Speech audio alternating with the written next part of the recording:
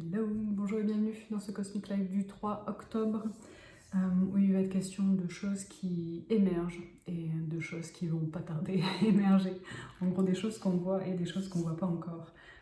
Comme d'hab, j'ai canalisé des messages par écrit, je tirerai après quelques cartes.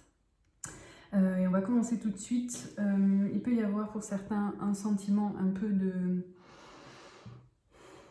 vide, on peut se sentir un peu perdu, il y a comme un flottement, mais c'est un flottement un peu, j'allais dire, un peu résigné.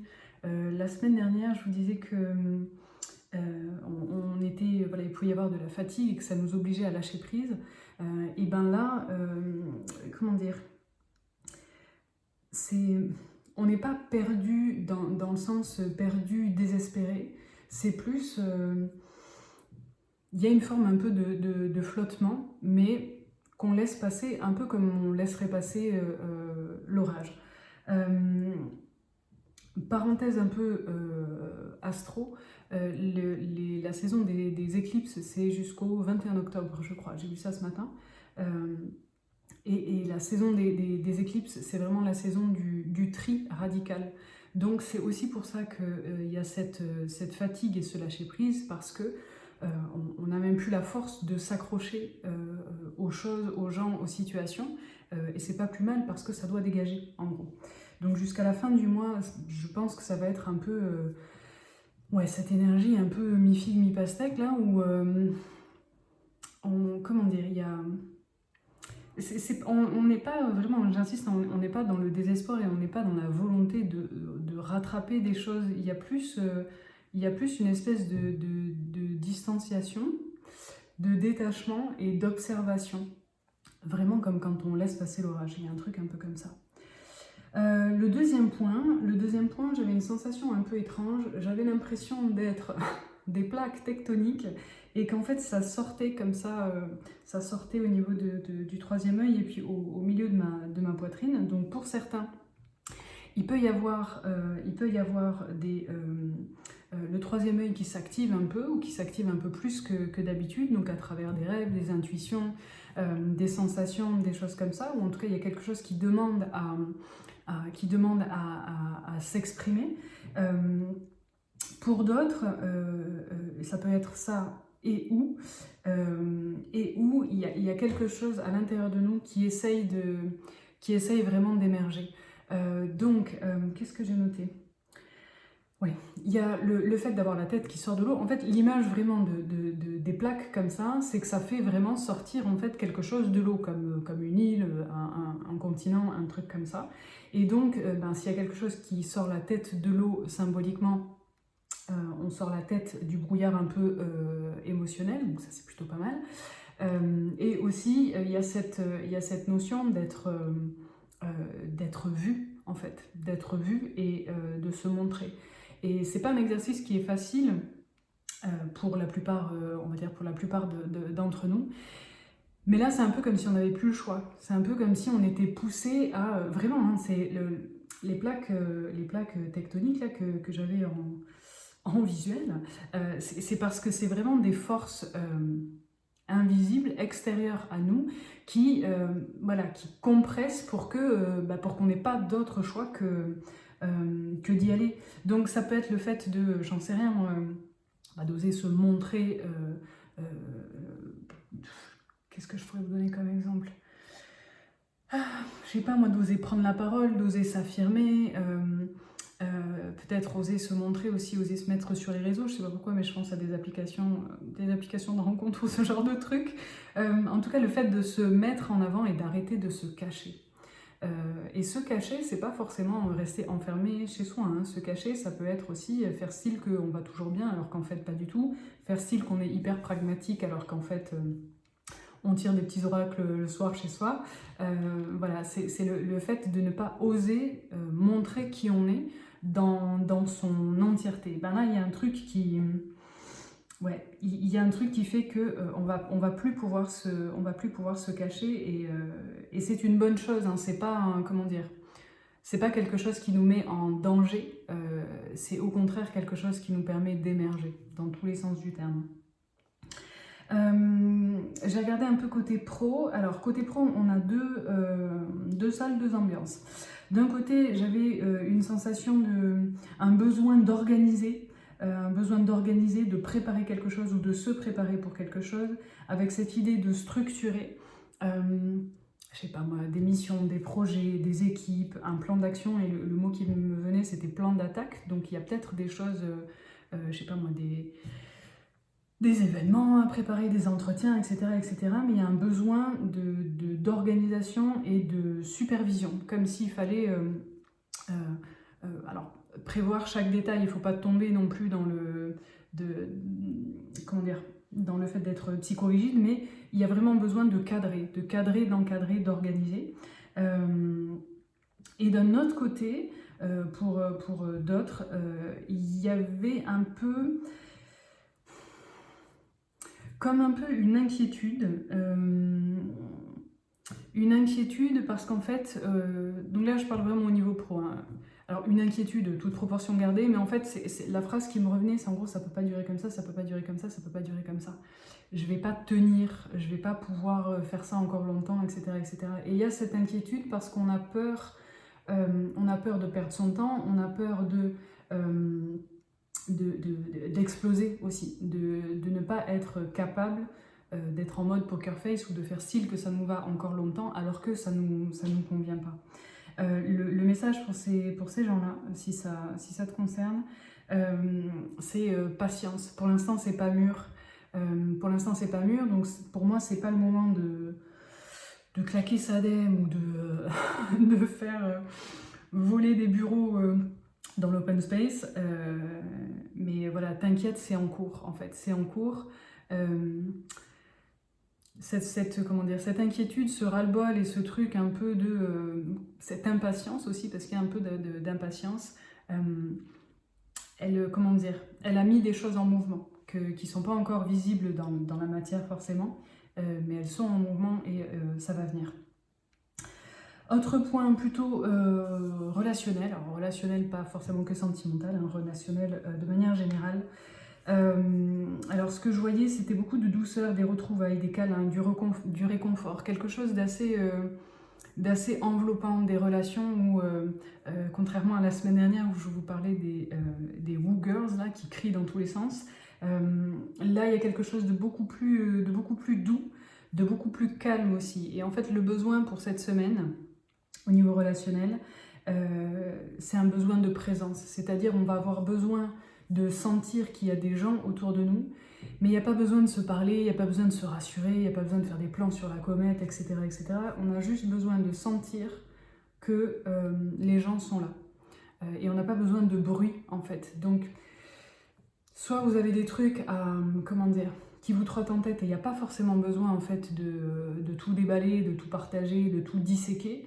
Et inversement, si vous êtes en position d'écoute, de réception, et on peut être les deux hein, en fonction des relations, il y a juste besoin d'être là, d'écouter, et pas de donner des conseils alors qu'on ne nous a rien demandé, pas d'essayer de rationaliser ou quoi que ce soit, il y a juste besoin d'être dans la réceptivité. Et d'être vraiment présent. Et si vous êtes dans le cas où c'est vous qui avez besoin de vous sentir entouré, etc., autorisez-vous en fait à avoir besoin de douceur, de calme, de présence, et à le dire aussi. À avoir besoin de dire, je sais pas moi, tiens, viens, on va boire un café, mais on parle pas de taf, on parle pas de trucs, juste on est là, toi et moi, et on verra bien ce qui vient. Mais voilà, l'idée c'est de ne pas chercher de solutions auprès des autres et de ne pas imposer vos solutions à quelqu'un qui a juste besoin en fait de présence, c'est ça. Il y a besoin d'échanges et d'échanges presque énergétiques, un peu mystiques, besoin de sentir la présence et pas de trouver des solutions ou de faire des plans sur la comète. Le dernier point, avant-dernier point, je voyais des petits oiseaux bleus qui me tournaient au-dessus de la tête comme ça, qui étaient un peu impatients, ça faisait pia pia pia. Pour moi, il y a quelque chose qui se prépare et j'ai noté la nature sait, mais pas nous, pas encore. Donc j'ai l'impression qu'il y a une bonne nouvelle dans l'air et que il y a des signes, en tout cas il y a des trucs voilà, qui peuvent un peu mettre sur la voie, mais pour l'instant on n'a pas encore de certitude. Mais il pourrait y avoir une bonne nouvelle d'ici la semaine prochaine. Et le dernier point du coup c'est le message un peu voilà, canalisé des guides en général un peu moins pragmatique on va dire. J'ai noté il faut regarder à deux fois. Il faut regarder avec la tête. Avec la tête c'est la version automatique, c'est ce qu'on fait tous, c'est on va dire le regard analytique sur les choses, sur les gens, etc., etc. Et il faut regarder une deuxième fois avec le cœur parce que là on va regarder avec notre sensibilité. Et j'ai noté il faut voir au-delà des apparences. Voir au-delà des apparences, c'est... alors, il n'est pas question de démasquer des trucs, etc. hein, c'est juste aller voir au-delà des apparences, aller voir les vraies motivations des gens, aller voir... comment dire ouais, ce qui se cache un peu entre les lignes et la signification réelle des événements, des rencontres, des discussions, des conflits peut-être aussi. L'idée, c'est un peu flou pour moi comment dire, à capter et à expliquer. Enfin, je le comprends, mais j'ai du mal à vous le transmettre. En gros, on peut, admettons, voilà, on va reprendre le truc du CAF, on va boire un CAF, on discute, machin, et donc eh ben, on va avoir un regard analytique, un premier regard analytique sur la personne, sur comment on la voit, sur ce qu'elle nous dit, etc., etc. Et ensuite, c'est comme s'il fallait revoir ça d'une autre façon. Quel exemple je pourrais vous donner qui soit plus clair ? On va prendre un exemple bateau de quelqu'un qui se plaint tout le temps. Quelqu'un qui se plaint tout le temps, et donc ben, quand on le voit, et voilà, quand on regarde juste avec la tête, c'est chiant. Ça nous agace. Alors, soit on va tomber dans le sauveur et on va essayer de trouver des solutions et on va s'épuiser parce qu'en fait, ben, la personne ne veut pas vraiment de solution, elle veut juste se plaindre. Soit on va complètement se fermer et on va ruminer et on va, comment dire, on va en vouloir à cette personne de nous déverser toute sa misère alors que nous, on ne s'autorise pas forcément à dire les choses qui ne vont pas pour nous. Donc, premier regard, c'est relou, on a envie de se barrer, on a envie de couper court, etc. etc. Deuxième regard, ce serait presque en fait... c'est presque comme s'il fallait être là sans être là, c'est-à-dire qu'il y a la version de vous, c'est très chelou, je sais, mais bon, il y a la version de vous qui est là, qui regarde, qui fait ouais, ok. C'est valable aussi pour le pro, hein, pour des entretiens, des trucs comme ça, ou même juste des événements de la vie. Voilà, il y a la version de vous rationnelle, on va dire, qui regarde, et il y a la version de vous sensible qui va capter les trucs. C'est-à-dire que pendant que j'observe cette personne-là qui me déverse toutes ses misères, donc ma première version, on va dire, va s'énerver. Ma deuxième version va être capable de sentir le désespoir de cette personne et son besoin d'attention et sa tristesse et, comment dire, et le vide en fait qu'il y a. Et donc du coup, le fait d'avoir ces deux regards, au lieu de m'énerver, en fait, je vais pouvoir me connecter. Je vais pouvoir me connecter à cette partie de moi qui parfois se sent aussi désespérée et qui parfois aimerait bien se plaindre H24, etc., etc. Et donc ça ne veut pas dire qu'on va dire c'était super 7h30 passée à écouter tes misères, c'est juste que en fait ça va nous permettre de développer la connexion les uns avec les autres. Idem au niveau du boulot, quand vous avez affaire à quelqu'un de ultra rigide qui donne des ordres, etc., etc. Si vous regardez avec votre premier vous, c'est chiant, ça peut être chiant. Voilà, quelqu'un où on a l'impression peut-être d'être pris de haut, qu'on nous donne des ordres, etc., etc. Si je regarde avec mon deuxième moi, avec ma sensibilité, il y a sans doute quelqu'un qui a très très peur de mal faire, très très peur de se tromper, très très peur de ne pas être à la hauteur, etc., etc. Et idem, avec ça, je peux connecter. Donc c'est vraiment une invitation à, comment dire, à sortir un peu d'autres capteurs. À sortir, quand je dis sortir, hein, c'est vraiment faire sortir de nous d'autres capteurs parce que comment dire, il y a les choses qu'on comprend avec la tête et il y a les choses qu'on sent. Et ça vous est déjà arrivé, vous rejoignez quelqu'un, on se claque la bise, ça va, oui, ça va, mais vous sentez que dans son ça va, en fait, ça va pas. Et c'est pas forcément, comment dire, c'est pas forcément visible parce que de visu tout est normal entre guillemets, mais vous sentez qu'il y a un truc.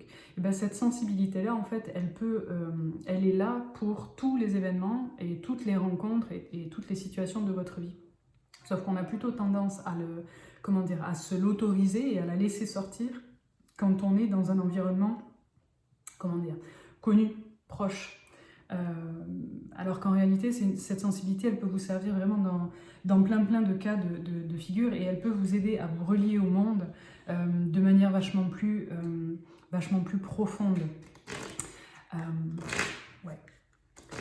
J'espère que c'est clair. Hein. Ok, on va tirer quelques cartes pour la semaine prochaine. Qu'est-ce qui se passe pour la semaine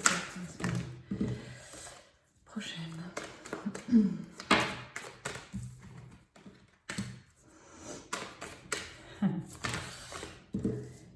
Qu'est-ce qu'on a d'autre?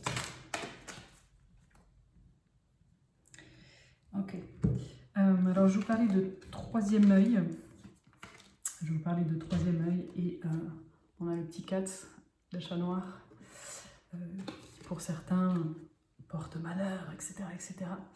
Moi, je ne le vois pas du tout comme ça. Pour moi, le chat noir, c'est le familier de la sorcière, c'est le gardien de l'invisible, de l'inconscient, etc. Et là, il nous parle de psychisme, donc il y a vraiment quelque chose, et il est associé à la carte de la cloche qui nous parle d'éveil. Pour moi, il y a vraiment un truc, il y a beaucoup d'entre vous, enfin je sais que dans les retours que j'ai, dans les ateliers, des choses comme ça, vous sentez des trucs, mais vous avez peur d'y aller, vous avez peur de creuser la question, vous avez peur d'ouvrir un peu plus vos sens. Et en fait, qu'est-ce qui vous fait flipper à ce point, en fait?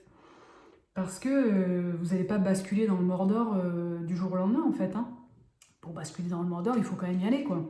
Donc, c'est la question à vraiment se poser. Si vous sentez que vous avez cet appel je sais pas moi, de creuser un peu la question des oracles, des anges, des archanges, lire des bouquins un peu plus spirituels ou ce genre de choses. Qu'est-ce qui vous retient en fait de le faire et ou d'en parler, de le partager, etc. Alors pour beaucoup, il peut y avoir des mémoires karmiques de sorcières volées, de gens qui ont été traqués pour ce qu'ils étaient. Sorcières ou pas, hein, on n'est pas forcément dans des dans des gens qui ont été traqués parce qu'ils avaient des capacités intuitives. Hein. Malheureusement, il n'y a pas besoin de grand chose pour être traqué par d'autres personnes. Il suffit d'être différent en fait. Mais voilà, en quoi votre différence pourrait vous mettre en danger? Et là, pour moi, ça parle alors, au niveau spirituel, mais aussi au niveau de la vie de tous les jours. Parce que ça parle de ce truc qui veut émerger aussi. Et donc c'est une question à se poser. En quoi ma différence pourrait me mettre en danger? Dans mon cercle familial, dans mon cercle pro, dans mon cercle d'amis, si je montre cette facette de moi qui est différente, qu'est-ce que je risque vraiment? Parce que souvent, on se fait beaucoup de films pour pas grand-chose. Et il faut quand même savoir que ce qu'on ne montre pas, alors on n'est pas obligé de tout montrer, hein, ni de tout montrer à tout le monde, mais c'est au moins important de reconnaître que c'est là, en fait. Voilà, il n'y a pas besoin de s'exposer, de tout balancer, de se balader à poil tout le temps, mais c'est important de savoir ce qui est à l'intérieur de vous, ce qui fait votre différence, et de regarder, de sentir cette différence comme étant une richesse et pas une tare, et pas quelque chose qui vous déprécie en fait. Que les gens le voient, le sachent, à la limite on s'en tamponne, mais vous devez sentir que votre différence, vos différences, elles sont vraiment une richesse et pas un truc à cacher. Après, vous choisissez de les cacher si vous voulez, mais ça n'est pas, c'est pas automatique, ça doit pas être automatique en gros. Autre point,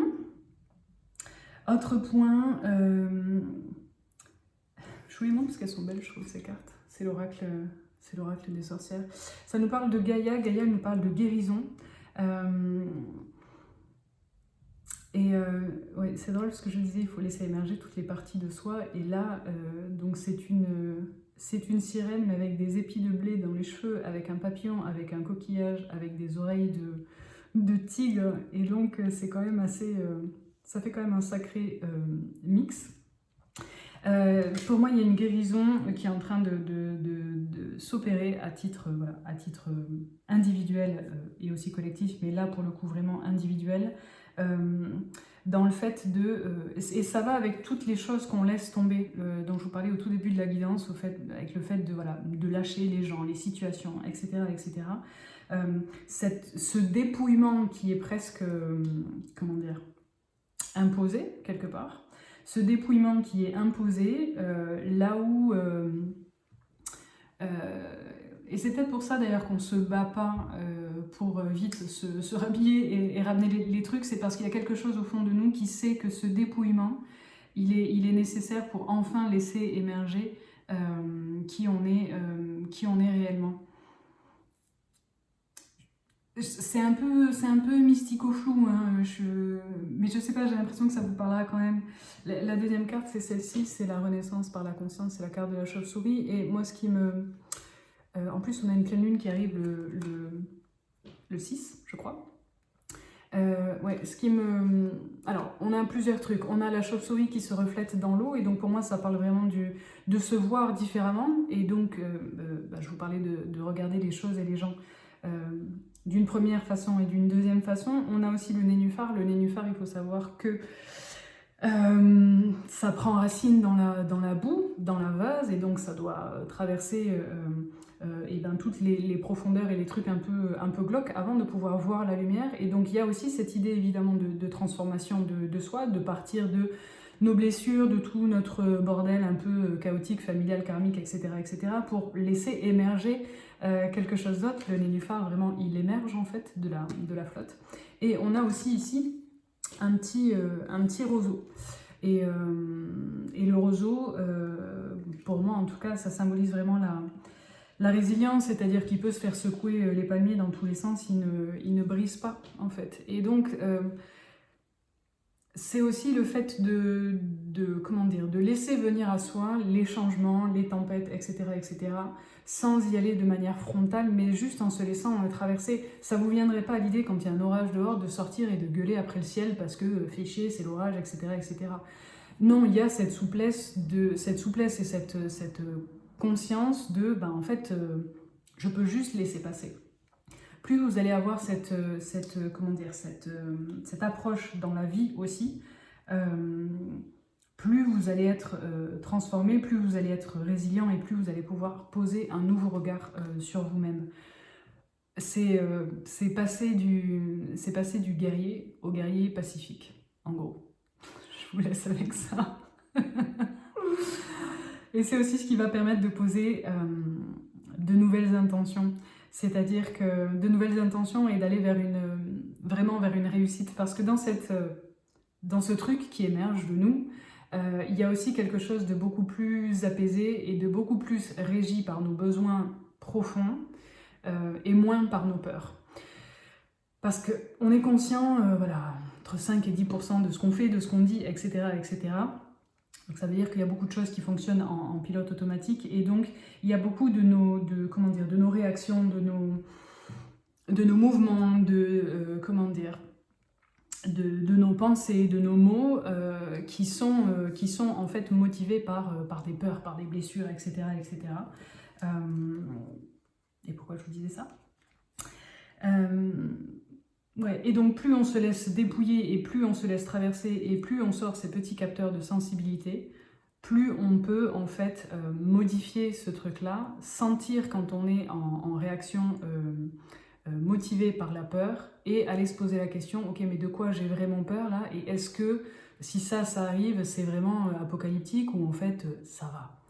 Et du coup ça permet de transformer aussi de transformer son chemin, c'est-à-dire qu'on sort du mode survie pour juste rentrer dans la vie. Aussi parce qu'il y a cette conscience cette conscience du roseau, qui sait qu'en fait il va peut-être plier, il va peut-être se faire secouer un peu à droite à gauche, mais il ne cassera pas. Donc en gros, tout ce que la vie vous envoie, quelle que soit l'épreuve, et parfois je sais que ça peut être très douloureux, quelle que soit l'épreuve que la vie vous envoie, vous êtes capable. Vous êtes capable, pas forcément tout de suite, pas forcément tout seul, mais vous avez les ressources en fait pour dépasser ce truc-là. Et la dernière carte nous parle de... C'est le cône de pouvoir qui nous parle d'énergie, et pour moi ça fait référence un peu à ce que je vous disais avec ce truc qui émerge, cette espèce d'élévation qui est possible parce qu'il doit y avoir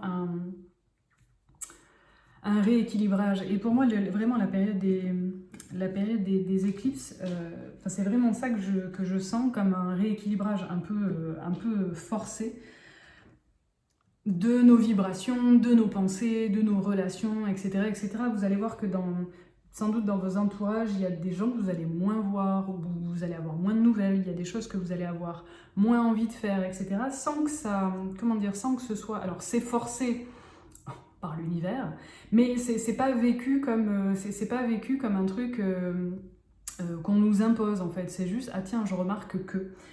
et c'est vraiment ça qui pour moi va permettre...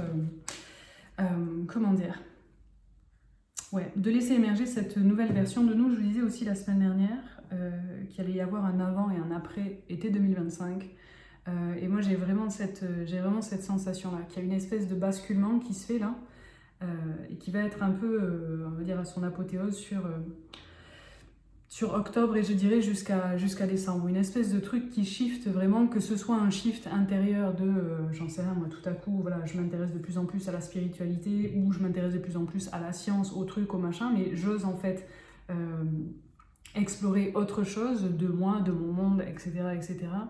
Un shift au niveau du regard qu'on pose sur le monde, sur les gens, sur son taf, un shift au niveau de ce dont on a envie de se nourrir, au sens propre, mais surtout au sens figuré. Voilà, qu'est-ce qui nous nourrit, et ce qui ne nous nourrit pas ou qui nous nourrit pas vraiment, en fait, spontanément, on va mettre de côté. Je sais pas, il y a quelque chose un peu... comme une espèce d'épuration, un peu. Ouais, voilà. J'espère que ça vous parlera. Prenez soin de vous, et je vous dis à la semaine prochaine.